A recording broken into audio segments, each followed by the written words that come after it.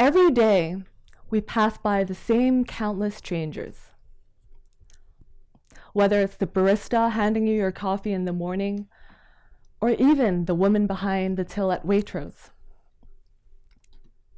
When do we pause and think about their stories behind their appearance or behind their job title?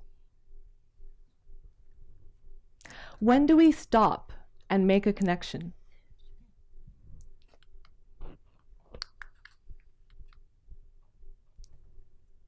Human connection. It's what we live on. It's the core of our existence. Whether it's between our friends, family, or even strangers. And that's why I wanted to do the Intimacy Project, where I pose questions like, what is and isn't intimacy? What blocks intimacy? And what brings people together? I conducted a series of social experiments, and I chose 3 to talk about with you today. The first one is on eye contact. Studies show that 4 minutes of eye contact can bring people together. And so I decided to try this out. I went out to Trafalgar Square, rolled out my yoga mat, and held up a sign that said, "Where has the human connection gone? Share 1 minute of eye contact to find out." There were some strangers that came by just curious of what I was doing, but they weren't comfortable enough to interact with me. But there were some that actually sat on the yoga mat with me and had this intimate moment of connection with me. It was really awkward and uncomfortable for me at first. But later on, I found out that our body languages often mirrored each other. Our breathings were in sync. And all those assumptions that I made about people, like nationality, ethnicity, gender, all of that is thrown out the window. And we see each other as who we truly are, human beings.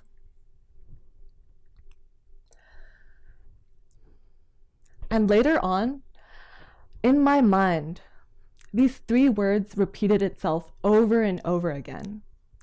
It was these few words. I love you. I love you. At the end of our interaction, a lot of them hugged me and exchanged contact information with me, told me to drop by their latest gig or even their workplace. It was beautiful.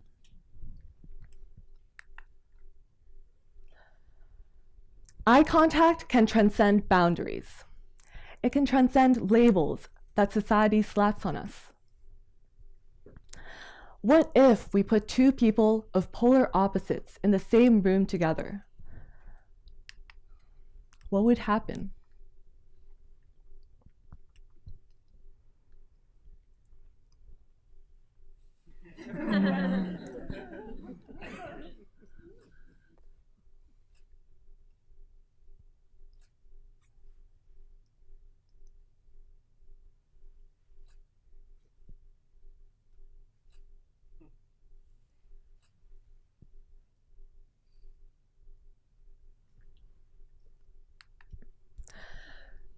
The second experiment I did was the mistletoe experiment. So near Christmas, I bought a bunch of mistletoe and I put them around sticks. And so I went up to different people, like couples, mother and child, or just friends, and see if they would kiss or not. This is what happened.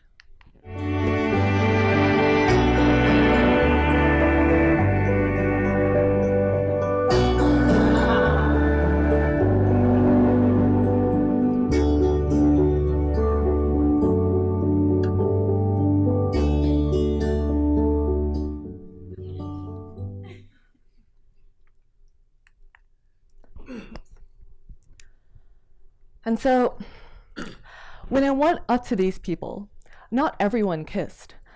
Some people, they just ignored me and my presence, and I felt really small and uncomfortable. almost like invisible. But for those that kissed, it was a magical moment, because this mistletoe gave them the permission to share this intimate moment of connection together and really forced them to be in the present moment. The third experiment I did was cue card experiment. So originally what happened was I wrote down these interaction cues on index cards and I put them on different strangers' backs and see if the surrounding people would react. That didn't turn out so well because because some just didn't take it seriously. They laughed it off and didn't really react to it. And so this evolved into me going up to different cafes with those glasses, and I went up to different strangers, held up these interaction cue cards against the glass and see if people inside the cafe would react to me. And this is what happened.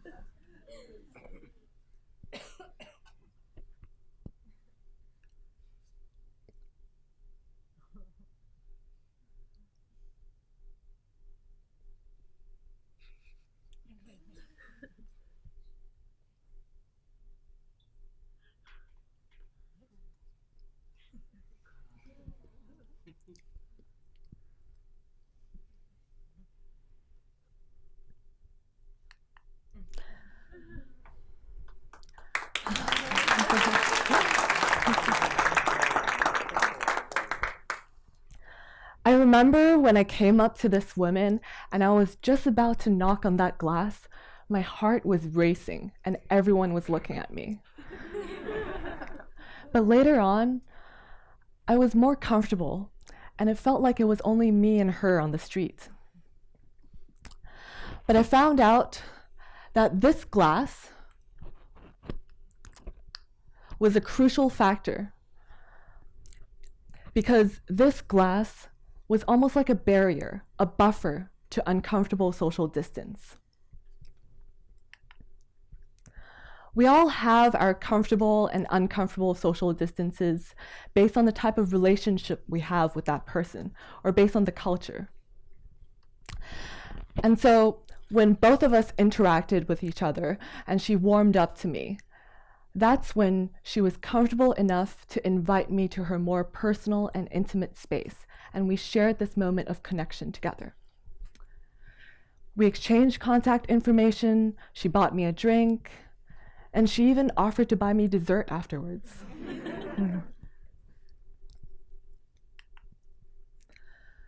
One crucial finding to the equation to intimacy is vulnerability. A lot of times, I put myself out there in my most uncomfortable and raw state. And it's when people reciprocate my vulnerability, that's when the magic happens. So I encourage you all to incorporate this into your daily lives. It could be as simple as when your bartender hands you your coffee. When you say thank you, extend that eye contact for just a few seconds longer. Give up your seat in the tube. Help someone up the staircase with their luggage. Or you can even buy a drink behind you for the person behind you in Starbucks. And later on, during break, when you're on your way to the loo, have eye contact with someone. Smile and strike up a conversation. And right now, I want to challenge you with this. Under your desks, you'll find a piece of card.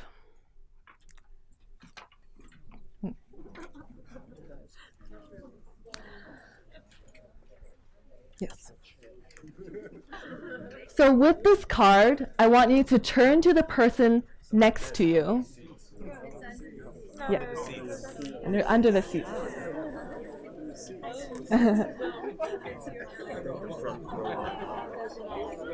Yes. Everyone found it? Okay, perfect. So I want you guys to turn to the person next to you and ask them this question right now.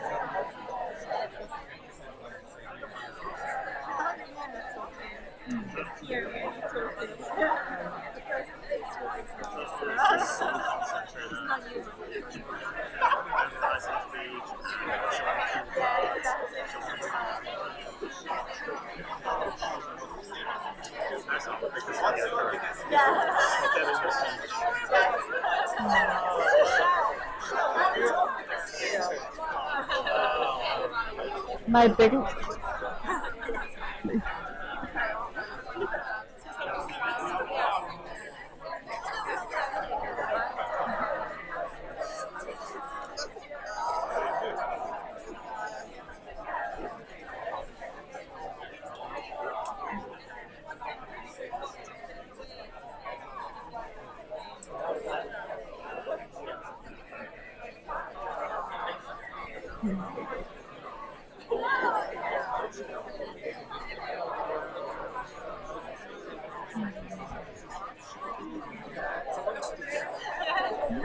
It's a long speech. They have a lot to talk about.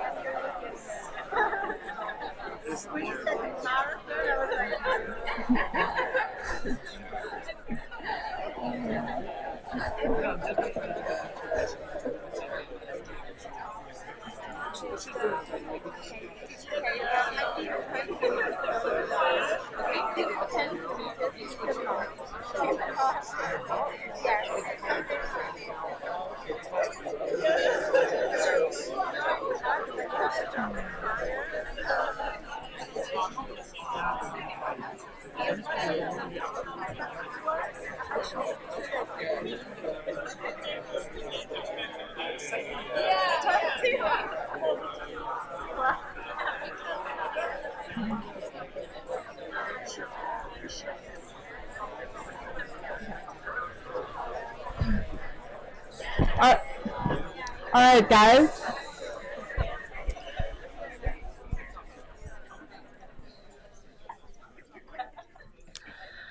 I hope you guys have made a connection, even a temporary one. Thank you.